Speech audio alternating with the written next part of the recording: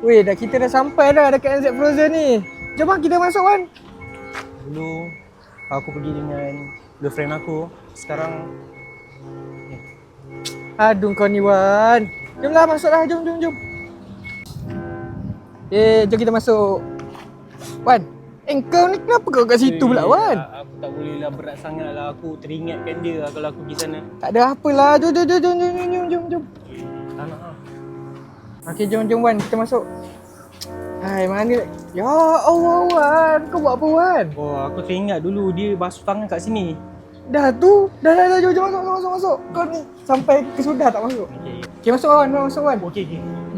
Uish, banyak je. Kau nak tahu tak, NZ Food ni pengeluar makanan frozen tau. Nanti bolehlah kau hantar dekat awet kau.